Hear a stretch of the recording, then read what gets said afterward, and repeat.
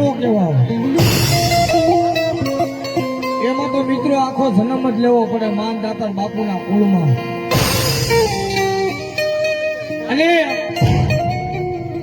જેના કુળમાં મિત્રો આવા સંતો થયા હોય મારા વેલનાથ બાપુ જેવા,